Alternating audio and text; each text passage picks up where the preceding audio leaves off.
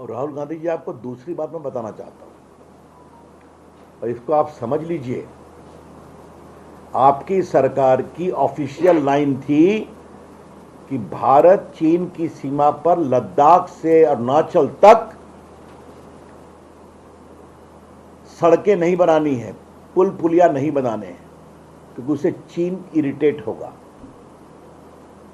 और मैं आपसे कहूंगा, एक बार देख लीजिए, आपके माननीय रक्षा मंत्री उस समय के AK एंथोनी का स्टेटमेंट है संसद के अंदर कि we don't want to irritate China by erecting infrastructure.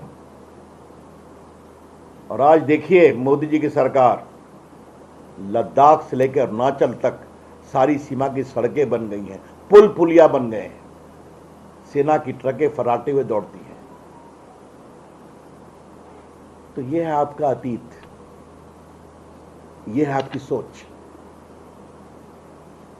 Rafale पे आपने क्या किया, पूरी दुनिया ने देखा।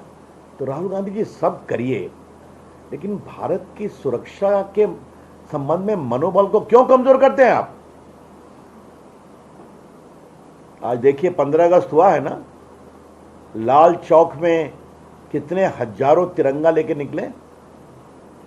लगभग 38 लाख लोगों ने जम्मू कश्मीर में तिरंगा फहराया और जश्न मनाया। पाकिस्तानी झंडा कहीं दिखाई नहीं पड़ता है। आपको अपने यूपीए के दिन याद आते हैं? और बिल्कुल गलत कहा है आपने लद्दाख के बारे में। लद्दाख के विकास के लिए, वहां के इंफ्रास्ट्रक्चर के लिए, वहां की बिजली के लिए मोदी जी की सरकार समर्पित है और खूब काम कर रही है। अब आप तो उन्हीं की बात सुनते हैं जिससे आपको अच्छा लगता है। तो आपके साथ तो टुकड़े टुकड़े गैंग के लोग चलते हैं ना, हमें पता है ना। तो आपको क्या खबर मिलती है तो आप तय करें। मैं राहुल गांधी जी, आपके पूरे वक्तव्य की भर्त्सना करता हूं पार्टी की ओर से, और फिर आपसे अपील करूंगा, भारत की सुरक्षा की आवश्यकताओं को आप कितना समझते हैं, इस पर हम डिबेट करेंगे आपसे कि आपकी समझदारी कितनी है। लेकिन कृपा करके सुरक्षा के मामले में भारत के मनोबल को कमजोर नहीं करें। उन्होंने ये भी कहा कि लद्दाख के लोगों की बहुत सारी शिकायतें हैं और जो उनको दर्जा दिया गया उससे लद्दाख के लोग खुश नहीं हैं। अब ऐसा है कि वो किससे मिले हैं, छोड़ दीजिए। अगर शिकायतें सही होगी उसका निराकरण किया जाएगा। वहां लोकल बॉडी के चुनाव भी हुए हैं, वहां बाकी सिस्टम इन प्लेस है। लेकिन राहुल गांधी किससे मिले हैं, किसने कहा, तो कोई बताते हैं नहीं ना। तो एजेंडा तय करके जाते हैं। मित्रों, एक दूसरी बात कहनी है। नीतीश बाबू, क्या हो गया आपको? 2-3 दिन पहले बिहार में एक दरोगा की हत्या हुई, फिर एक पत्रकार की हत्या हो गई। आज खबर आई है कि बालू माफिया ने गया में हमला कर दिया पुलिसकर्मियों पर, पुलिसकर्मी घायल हैं। मुजफ्फरपुर में जबरदस्त फायरिंग हुई है रेस्टोरेंट के आसपास, शहर के बीचों बीच में। कहीं किसी शिक्षक की हत्या हो गई है। नीतीश बाबू, आपसे बिहार नहीं संभल रहा है, संभालिए।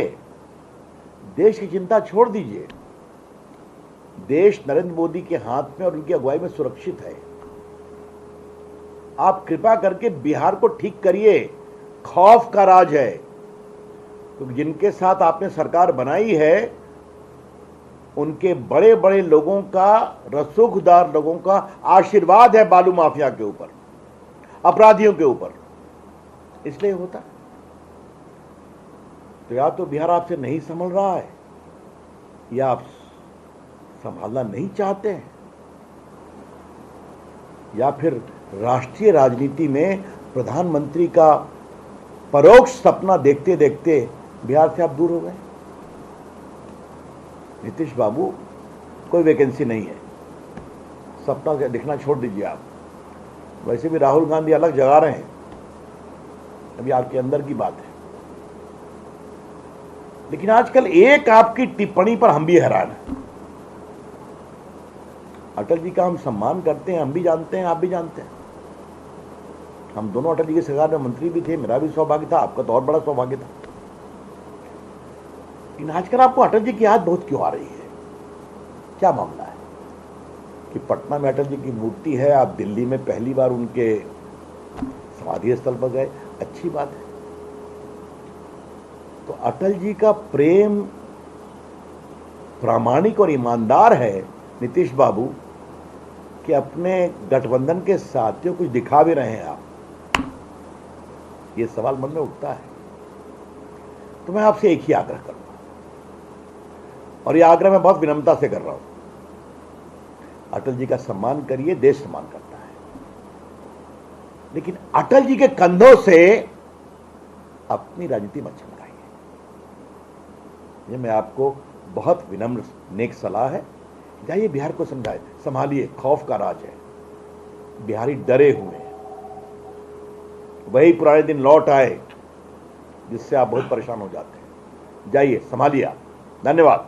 धमकाया जा रहा था पिस्तौल निकाल कर, हमने देखा जो है ना वीडियो, लाइव वीडियो आया, पूर्व भी ऐसी वीडियोस आ रही है, क्या नहीं? ये मुझसे पूछ रहे हैं, नीतीश बाबू से पूछिए ना, वो तो कहते हैं बिहार में सब ठीक है, कुछ नहीं है। तो ये वीडियो नीतीश जी को दिखाइए, कैसे पिस्तौल लेके धमका रहे हैं। और अगर पुलिस वाले